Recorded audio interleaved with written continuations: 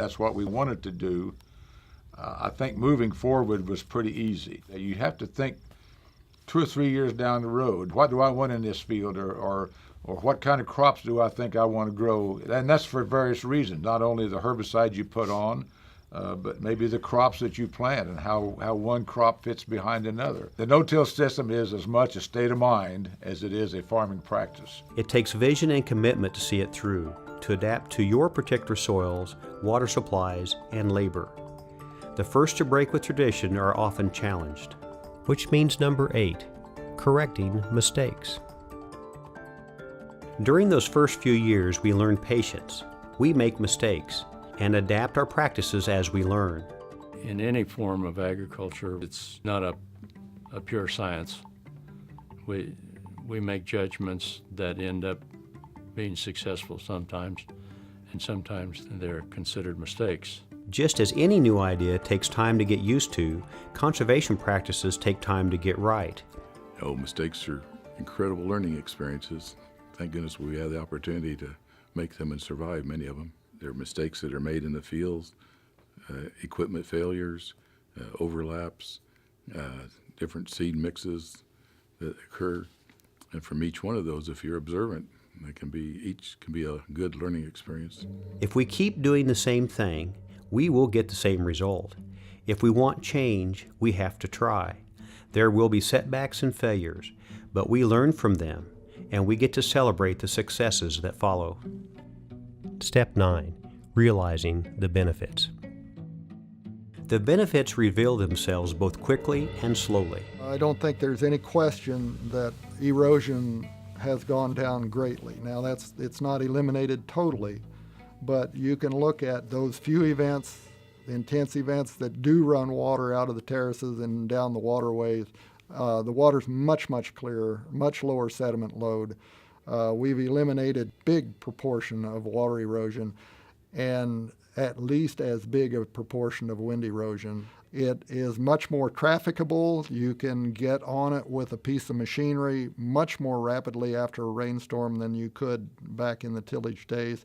I actually think it's easier to run a farm in a no-till scenario than it is in a tilled scenario. You spend much less time actually out in the field. We spray, we plant, and we harvest. Those are the 3 things we do now. If you look at the energy budgets for the types of things we do now, we're growing crops on a fraction. I'm going to estimate maybe about a third of the energy.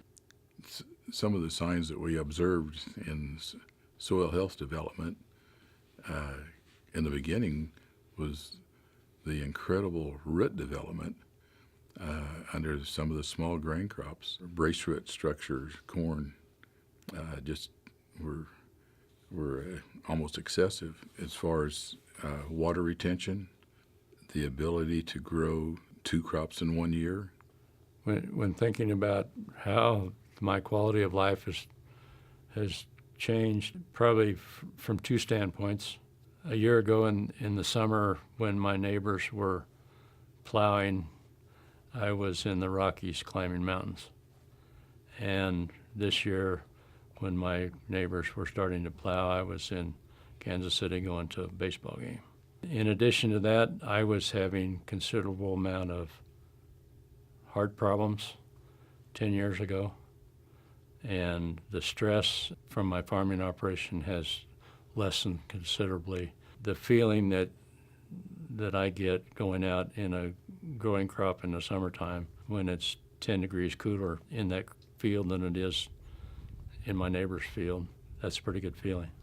And best of all, increased profitability. We are raising crops and yields now that we never could have before. Probably the second is soil savings. Our soil is much better than it was. As far as quality of life, it's about 180 degrees to what we used to be, 20 years ago. We spent the whole summer, sitting on a tractor, and we farmed half the acres than we do now. We've probably doubled our farm size in the last 10 years because people come to us and ask us, will you farm my ground the way you're doing yours? Our gross revenue has more than doubled. By hiring all the operations done, we're much more timely.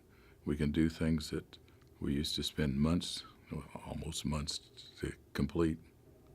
Overall, it's just hard to find something negative to say about this type of system. Also a really good feeling to be walking down an old dirt road in the evening and hear the quail whistling out in the middle of my cornfield that I'm walking by. And 20 years ago, that didn't happen. It's been a wonderful feeling to hear one of my landlords who lived in the middle of a field, and for him to tell me that he thought I was crazy when I started. And now, he said, I wouldn't have you farm any other way. Change, it's inevitable, especially in agriculture. But with courage, a little help from our friends, and a stick-to-it attitude, it will be worth it. To review, Step 1, recognizing the problem. Step 2, asking questions. Step 3, formulating the answer. Step 4, accepting the truth. Step 5, connecting with others. Step 6, adopting the principles. Step 7, implementing the ideas. Step 8, correcting the mistakes. Step 9, realizing the benefits. Now it's our turn to share what we've learned about sustainable agriculture with others. That's number 10, sharing with others. The more you share, the more you learn. Your neighbors may need a little encouragement and information. Well, after one observes firsthand the benefits that this type of system, the rewards that it can generate, it's a pleasure to share those with others if they're interested. I have neighbors that look over the fence and see what I'm doing, and some of them wonder why we don't spend more time in the field. And I have some neighbors that have migrated, and they're giving it a try. I don't think this new approach to farming and agriculture would be going anywhere without the individuals who have been pioneers being willing to share their knowledge. I feel a responsibility to help others in this process. Certainly, I feel I've got an obligation to pass on, but again, it's more of a thought process and more of a problem-solving process than it is knowing the answer right now, because the answer on my land may not quite be the same as what's appropriate for somebody else's. But it's kind of a thought process and a thinking about the biological system and the plants and what they really need. They've got to have the water, they've got to have the sunlight, they've got to have nutrition. And you try to provide those things with as little disturbance to the soil as you can. And that's just kind of a philosophical thing I think we need to kind of try to pass along when we have an opportunity. But I said, I'm having so much fun. I don't want to quit. I've never had more fun. I've never made more money. Never raised more crops in my life than I have the last 5 or 6 or 7 years. Maybe my kids, the next generation, can benefit from what we've learned and what we've done. And you never know it all. There's always something to learn. 10 simple ways to go down a not-so-simple road to help us to learn a better way to raise the food to fill the plates of America and the world. Change isn't easy. Others will need to make hard decisions and be ready for mistakes.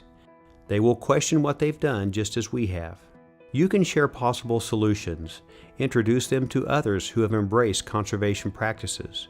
Show them the benefits you have harvested from change. It will come back to you. The future depends on it.